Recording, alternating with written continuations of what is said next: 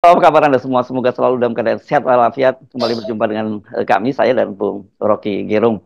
Bung Rocky, ini sejak berkali-hari kan kita selalu membahas soal kemungkinan kecurangan. Ini lagi heboh di Kabupaten Batubara. Ini di Sumatera Utara. Ini yang mengunggah di akun TikTok adalah National Corruption Watch. Ini sebuah lembaga yang aktif menyoroti soal korupsi di Indonesia.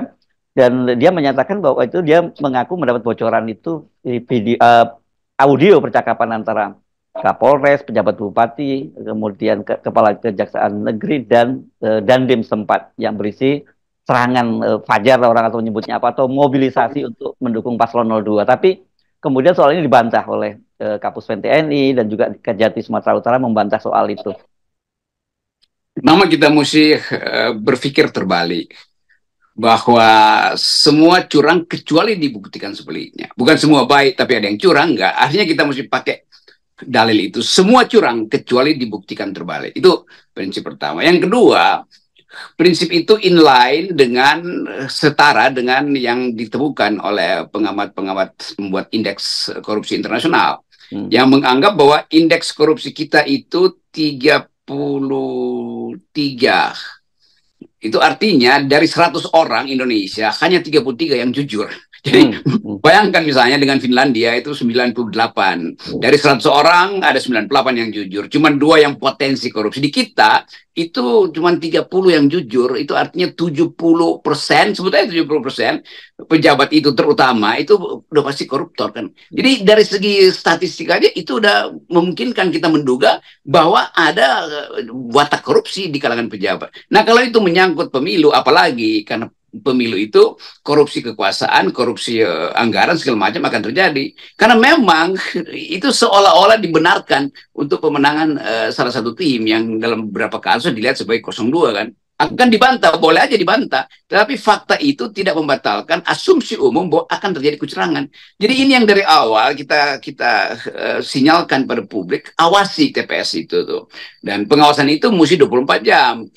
Bikin aja, bawa aja warung kopi ke situ sehingga nggak bolak-balik cari cemilan.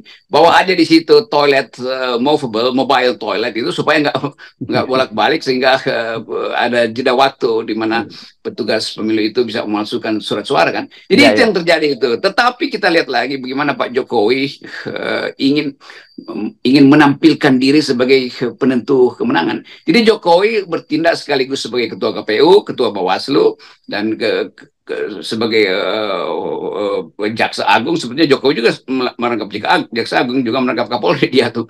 Ya. Ini semacam sinisme satir orang untuk melihat bagaimana Jokowi mampu untuk menyulap Indonesia ini dari republik menjadi kerajaan. Ya, ya.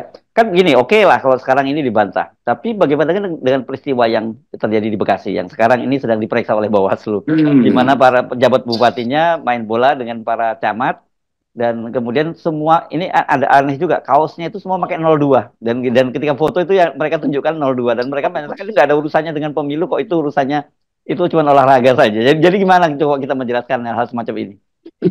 Ini bagian yang buat apa? Atau mereka diam-diam bisa lakukan kejahatan kok. Ini justru dipamerin kan. Jadi semacam ketidaksabaran untuk mengatakan bahwa kami memang sudah berpihak. Jadi nantangin rakyat namanya kan. Ya, Kalau ya. dia betul-betul cerdik, ya diam-diam aja kan lakukan manipulasi dengan kekuatan intelijen dan kemampuan persuasi. Kan. Tapi ini pamer, jadi apa namanya festival of arrogance, apa namanya perayaan arogansi kan, karena di lapangan bola mesti terlihat tuh yang kaptennya adalah bupati, terus camatnya itu pemain-pemainnya tuh. Jadi soal ini yang juga dideteksi oleh publik internasional bahwa Indonesia memang akan mengalami kekacauan dan potensi chaos itu akan terjadi karena orang akhirnya menyimpan kecurigaan maksimal bahwa istana itu memang merekayasa tuh, uangnya itu tak terbatas, pengerahan aparat tak terbatas, tapi itu ada batasnya menjelang bayangkan misalnya kalau terjadi kegelisahan di istana lalu 2-3 orang keluar seperti yang kita bicarakan tadi pagi itu bahwa potensi 2-3 menteri keluar lalu berubah sistem politik kita lalu kocar-kacir semua kan. Ya. Jadi kemampuan kita untuk mendeteksi kerawanan politik dan kecurangan politik itu sudah termanifestasi dalam bukti fakta di lapangan tadi, bahkan di lapangan bola Ya, ya. bukan pada umum. Ya, saya kira gini ya, mungkin bukan mereka sudah nggak peduli lagi soal pamer dan diawasi rakyat atau tidak. Tapi yang buat mereka yang penting, mereka menunjukkan loyalitasnya pada Pak Jokowi. Karena kan bagaimanapun, para bupati ini kan enak sekali ini mereka, pejabat-pejabat bupati, pejabat gubernur itu. Mereka ditempatkan di situ tanpa melalui berdarah-darah proses melalui pilkada. Dan sama hak-hak dia dengan para bupati atau wali kota dan gubernur yang dipilih melalui pilkada kan, Bung Rocky. Jadi ini semacam store. Gue udah lakukan loh, bahwa kemudian dia disoroti oleh rakyat, dia nggak peduli toh. Tidak akan ada tindakan apa-apa pun juga terhadap mereka. Kita ingat kemarin Pak, misalnya ketika Gibran bagi-bagi susu di Car Free Day, kan jawabannya Pak Herbudi, wah saya nggak tahu karena saya sedang tidur kan. Coba bayangkan.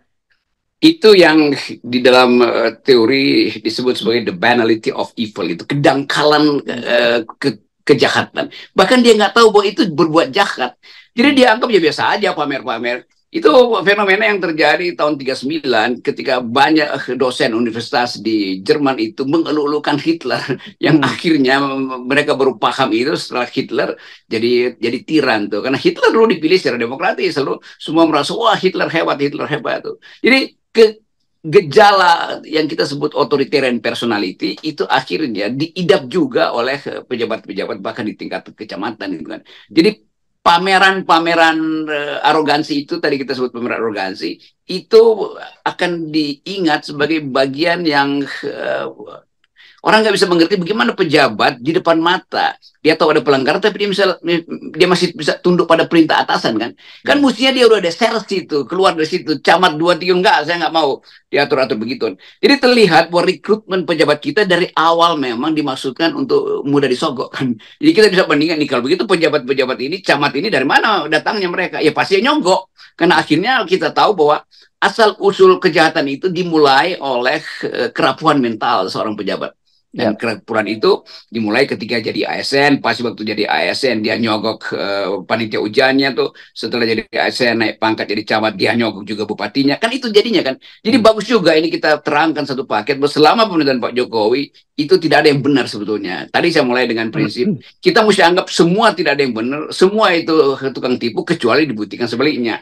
Bahwa pemilu juga kita harus anggap dengan cara itu. Kecurangan akan terjadi kecuali dibuktikan sebaliknya. Dulu kalau pemilunya jurdil kita bilang, oke, pemilu akan jurdil, tapi ada oknum-oknum yang betul-betul berbuat buruk. Nah sekarang kita mesti sebut semua oknum akan berbuat buruk, semua pejabat akan berbuat buruk, kecuali ada beberapa yang mungkin masih punya akal bersih.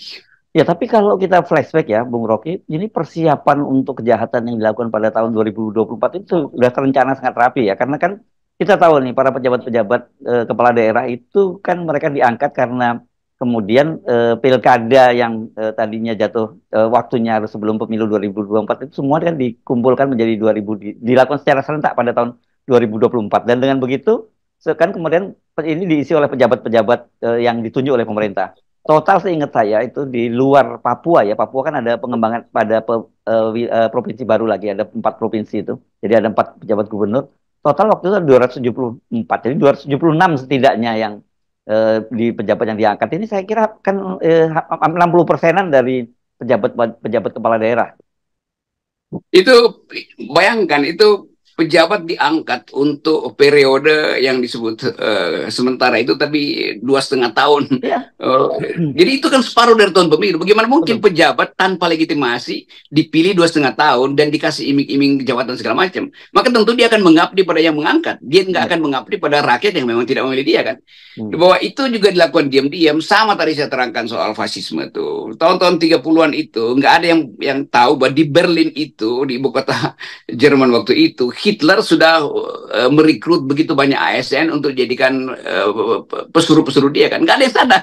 Tapi tiba-tiba Hitler udah berkuasa tuh. Dan itu yang terjadi di kita tuh. Diam-diam nggak ada yang tahu bahwa aparat itu sudah dikondisikan untuk tadi jadi banal, jadi docile, jadi orang yang lumpuh yang mudah dikendalikan, jadi budak dari ambisi seseorang tuh. Itu biasa dalam sejarah.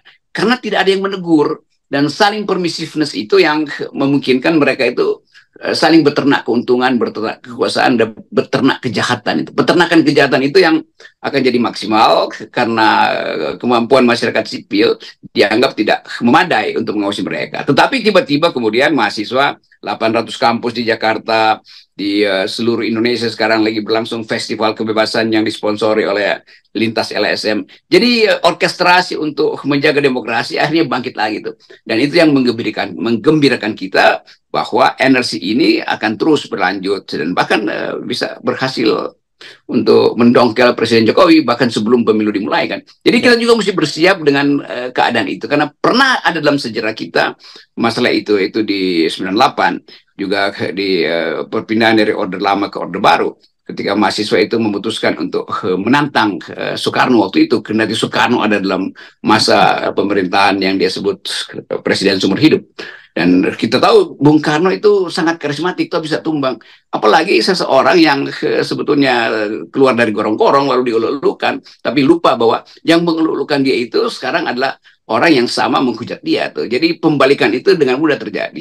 Ya, iya, iya. Saya kira kemudian kenapa kita jadi paham ya, ini selain banyak kemudian tokoh-tokoh yang tadinya juga berbeda spektrumnya kemudian mulai menyatu dan yang juga dalam beberapa hari ini saya lihat sinyal-sinyal dari Sekjen PDIP itu makin kuat ya Hasto ya. Mereka menyatakan soal mereka kerjasama dengan tim Amin itu ya, yang dia menggunakan analogi kalau ulat pun itu kalau diinjak-injak ya juga melawan juga gitu kata dia, karena terlalu banyak kecurangan yang dilakukan oleh rezim penguasa ini untuk mendukung paslon 02. Ya mesti ditambahin apalagi banteng. Kenapa lama banteng diruduk kan begitu kan? Ulat aja menggeliat kok banteng muter-muter di kandang aja. Jadi walaupun terlambat tapi yang penting ada kesadaran untuk memulai perubahan tuh. Dan saya pikir Hasto pada akhirnya juga tiba pada kesimpulan yang sama. Demikian juga tokoh-tokoh yang lebih awal itu Mas Hinton segala macam tuh. Ada Budiman udah tanduknya udah dipotong. Tapi kira-kira itu yang terjadi itu. Nah ini sinyal pertama bahwa di dalam PDIP pun yang pernah berkuasa timbul kesadaran etik bahwa ini nggak boleh diteruskan. Jadi bagus betul bahwa kita akhirnya menemukan kembali the right track of our nation itu. Dan sekali track itu ditemukan ya nggak ada yang bisa menghalangi dan internasional pasti akan ikut serta bukan intervensi ikut membantu gerakan perubahan di negeri kita. Ya, dan saya kira memang untuk menghadapi rezim penguasa itu tentu kekuatan-kekuatan civil society dan juga elit politik yang berada dalam oposisi. Sekarang kita nyebutnya sekarang PDIP oposisi lah begitu ya. Itu nggak mungkin mereka sendirian. Mereka harus semua bekerja sama. Itu harus ada kesadaran semacam itu. Keajaiban sejarah selalu datang ketika orang nggak sadar bahwa sebetulnya di belakang politik itu ada etika, ada nilai itu. Dan sejarah selalu kembali untuk menemui si etik, bukan si politik. Jadi bagian-bagian ini jadi semacam, ya kalau kita sebut itu rahmat dari Allah Subhanahu Wa Taala yang menunjukkan kembali jalan menuju kebenaran. Boleh kita sebagai orang beragama percaya itu. Secara sosiologi juga bisa diterangkan bahwa maksimum yang bisa dicapai oleh seorang rejim itu, seorang pemerintah, itu adalah diktum yang berbunyi kira-kira begini. Anda bisa menipu satu orang sepanjang zaman, atau Anda bisa menipu semua orang dalam satu zaman, tapi Anda tidak bisa menipu semua orang di dalam segala zaman. Dan itu yang sedang berlangsung hari ini. Yes, oke ya. Ini kalau orang kemudian nyebutnya sebagai skenario langitan begitu ya. Dan ini jangan dianggap sebagai fatalisme. Bukan. Ini bukan sifat fatalis, tapi alam itu memang punya mekanisme sendiri mengoreksi berbagai kezaliman yang ada gitu ya.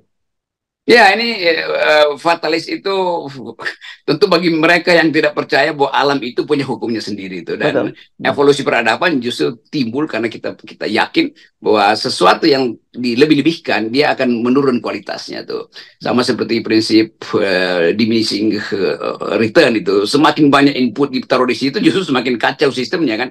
Jadi sekali lagi efisiensi perubahan politik mulai terjadi. Kalau kita bikin kesimpulan, pertama adalah fakta bahwa mayoritas rakyat, terutama generasi baru itu tidak lagi percaya pada Jokowi. Fakta kedua, PDIP mengambil sikap yang makin lama makin terang-terangan tidak menginginkan lagi Jokowi. Fakta ketiga, yang kita sebut keretakan di dalam istana, kita sebut dulu saling amputasi di kalangan istana itu mulai terjadi. Dan sinyal itu adalah sinyal baik bagi upaya perubahan radikal ke arah demokrasi kita. Oke. Makasih, Bung Rocky. Tetap 0%. Ya, sekali lagi ini adalah resep-resep akademis ya, bukan karena kebencian pada seseorang. Terima kasih. Yus.